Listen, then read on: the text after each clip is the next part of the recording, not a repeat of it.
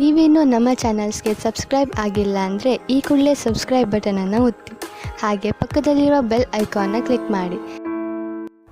ನನಗೆ ಹ್ಯಾಂಗ್ಮ್ಯಾನ್ ಬಂದಿದೆ. ನೀವೇನು ಲೈಫಲ್ಲಿ ಯಾವುದಕ್ಕೂ ಒಂದು ಸೊಲ್ಯೂಷನ್ನ ಹುಡ್ಕೊಳ್ಳೋಕ್ಕೆ ಟ್ರೈ ಮಾಡ್ತಾ ಇದ್ದೀರಾ ಅಂತ ಕಾರ್ಡ್ ಹೇಳುತ್ತೆ. ನೀವು ಅಥವಾ ಅದರ್ ಪರ್ಸನು ಯಾಕೆ ಈ ಥರ ಆಗ್ತಾ ಇದೆ, ಯಾಕೆ ಆ ಥರ ಆಗ್ತಾ ಇದೆ ಅಂತ ಯೋಚನೆ ಮಾಡ್ತಾ ಇದ್ದೀರಾ. ಕಾಂಪ್ರಮೈಸಿಂಗ್ ಯುವರ್ ಸೆಲ್ಫ್ ಅಂತ ಕಾರ್ಡ್ ಹೇಳುತ್ತೆ.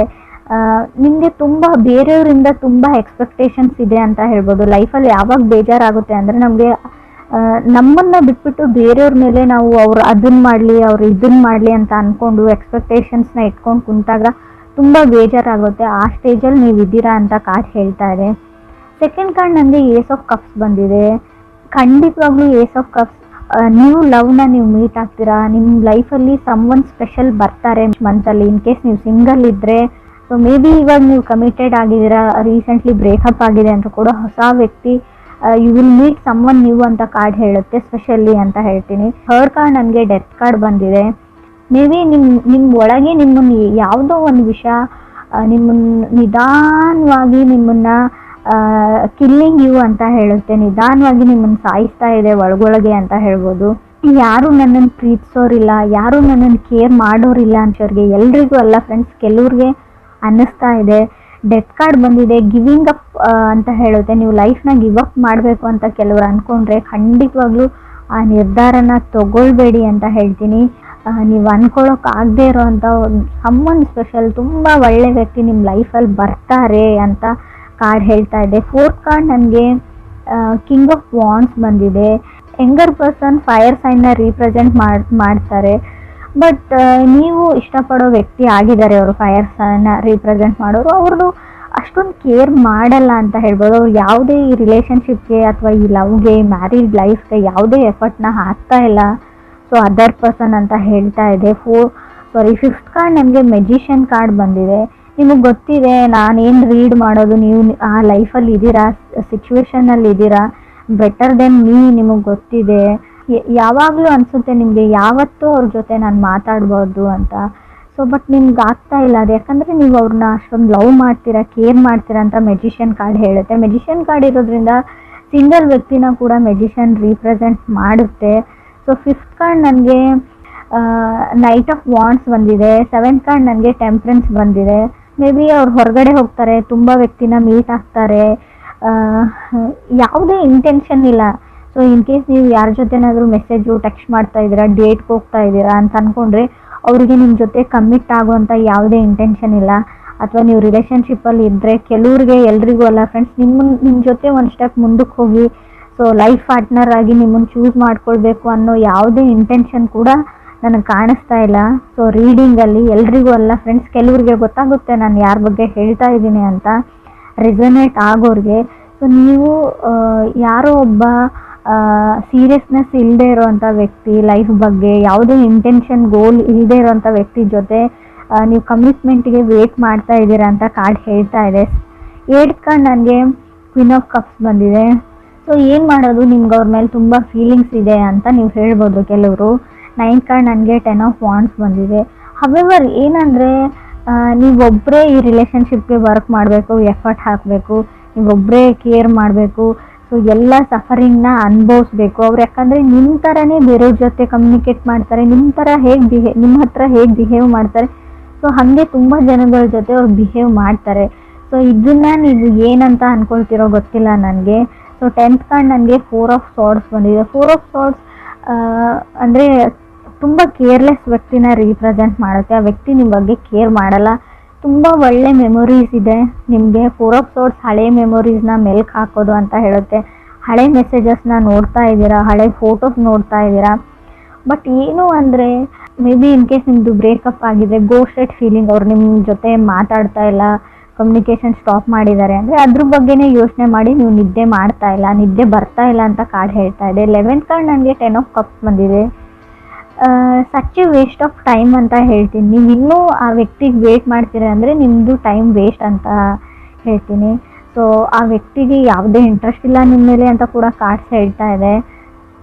12th ಕಾರ್ಡ್ ನನಗೆ 2 ಆಫ್ ಪೆಂಟಿಕಲ್ಸ್, 13 ನನಗೆ 9 ಆಫ್ ಪೆಂಟಿಕಲ್ಸ್ ಬಂದಿದೆ. 2 and 9 ತುಂಬ ಡ್ರಿಂಕ್ಸ್ ಮಾಡ್ತಾರೆ, ಅವರು ಫ್ರೆಂಡ್ಸ್ ಜೊತೆ ಪಾರ್ಟಿ ಮಾಡ್ತಾರೆ, ನೋಡೋಕೆ ಚೆನ್ನಾಗಿದ್ದಾರೆ, ಗಾರ್ಜಿಯಸ್ ಇದ್ದಾರೆ ಅಥವಾ ಹ್ಯಾಂಡ್ಸಮ್ ಇದ್ದಾರೆ. ಅವ್ರಿಗೆ just they like to have a fun ಅಂತ ಹೇಳ್ಬೋದು. ಅವ್ರು ಫನ್ಗೋಸ್ಕರ ನಿಮ್ಮ ಜೊತೆ ಕನೆಕ್ಟ್ ಆಗಿದ್ದಾರೆ ಅಥವಾ ಬೇರೆ ಯಾರ ಜೊತೆ ಕನೆಕ್ಟ್ ಆದರೂ ಸೊ ಅವ್ರ ಫನ್ಗೋಸ್ಕರ ಅಷ್ಟೇ ಅಂತ ಕಾರ್ಡ್ಸ್ ಹೇಳ್ತಾ ಇದೆ. ಇದಕ್ಕಿಂತಲೂ ಜಾಸ್ತಿ ಅಲ್ಲಿ ಏನೂ ಇಲ್ಲ.